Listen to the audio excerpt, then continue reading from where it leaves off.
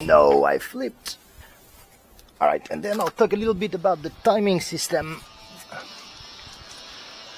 EasyLap system that I get for my track. Alright, that's the time. Alright, so let's see. Let's bring the LMP back and let's see what we did.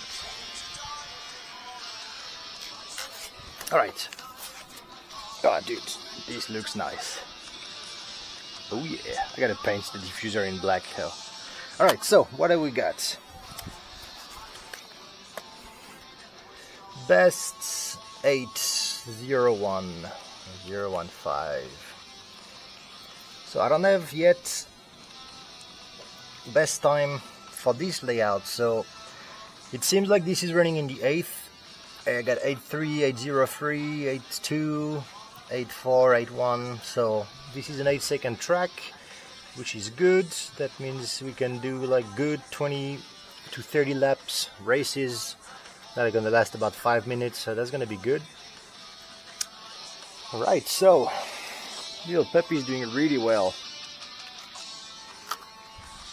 Alright, let's talk about the EasyLap timing system. Well, this thing is pretty cheap for a timing system. However, the one when I bought it from the Chinese marketplace and received it really quickly. I think it's about 150 US, something like that, with 4 transponder, the infrareds that you need to put on your finish line bridge, and then the USB connection box. And then I downloaded the app. This is it's a 10-plus-year-old laptop that I have. You really don't need any special machine for it, but it doesn't come with any good instruction as far as I can tell. So it says to place those 30 cm away and about 1 meter up from the track, which as you can see I have not done. They are pretty near from each other, like 20 something cm, and I don't have the 4th one. The kit comes with 4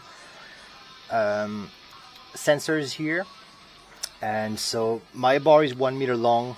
That's how wide my track is on the finish line, so I didn't use the 4th one. Of course you can have a wider track, and I think you could squeeze these to probably 150 or more meter on the track. And so obviously being that close to the ground, you see that's about what, 25-30 cm from the ground. There is no interference between the sensors over there. And then the transponder, I put it over here. When you use the clear body, if the paint is not thick, you can put it under the paint and the infrared will shine through, no problem. This happens to be under the window just because of the space I have underneath, but most of my bodies, it shines through the paint.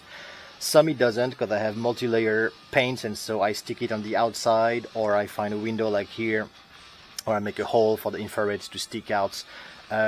What I've noticed on the Mini Z, the auto scale body, is that it doesn't shine even through the glass windows, the tinted windows. So this is not a great system for if you're using an auto scale body, unless you put the sensor outside or you drill a hole in your body for the infrared to shine through.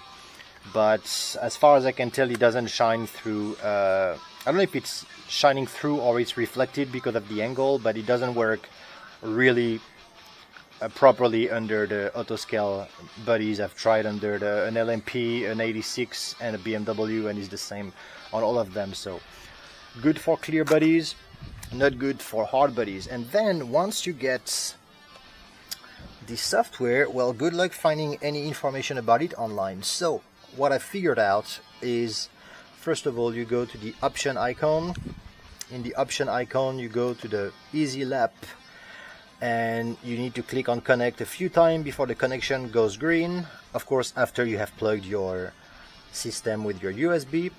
And then you're wondering how to make a new driver, because when you go click on new driver, nothing happens. So what you actually have to do is start a training session, drive with the transponder, and then the transponder ID will appear and then you can right click and create a new user from that. So that's how I've managed to do my new users. There might be another way, I don't know, I couldn't find any information about this system. So this way it works: start a training session, place your transponder in your car, drive, and it's going to appear with just the transponder name, and then you can register with a right click, and then every time you drive again with the same transponder, it's going to recognize what you've saved before. So actually pretty easy, just not very intuitive. And then that's it. Practice session, you can set up things pretty much the way you want. You have the type of race, qualifying, an amount of lap or a best time, and start you can have a Le Mans or staggered, and then the duration of the race you can either have a timer or a lap count. I prefer the lap count personally. You have the countdown time. It's pretty fun because the countdown time is quite realistic. You have the 3, 2, 1 sounds and then a random amount of time before the horn starts the race. So that's a pretty cool thing. Sometimes you wait a really long time and you really feel like the software is not working, and sometimes it's very quick. So, but that's how it is.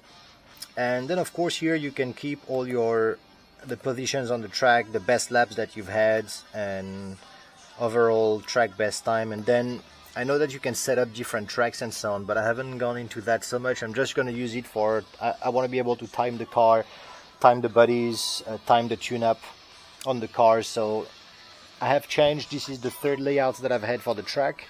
So I think I'm going to stick with this one because I think it's a good skill-based track, and it is fairly forgiving in most of it and really unforgiving in the little sharp corner over there when you barely have enough angle to turn the car.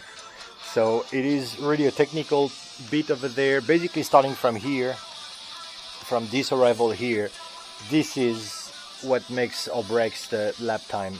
And then you can go pretty quickly around the track over there, and then it's a pretty much 1, 2, and 3 times the same corners over there, 180 degree, 180, 180.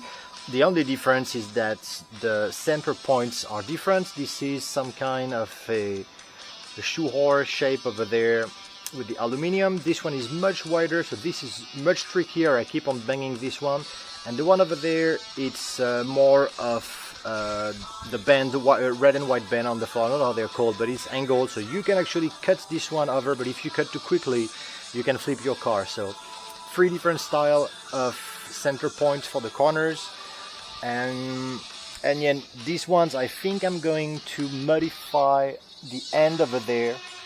I'm not sure how, but I need to have something a bit smoother for the car not to get bang so much. Now I don't mind the fact that you end up in the wall over there, because I really think skill based this corner is really feasible and it's quick. So I think that's the layout I'm gonna keep. I'm pretty happy with the accessories. I got my forest, I got the tire and the little water field stoppers over there with the barrier, and then I got my little audience with a crazy hanging lady over there. I got my pit stop that I'm still yet to figure out how to have a proper entrance, and then I have what used to be the chicane, the 2 triangles over there that are now just part of the decor, and then I have this corner over there.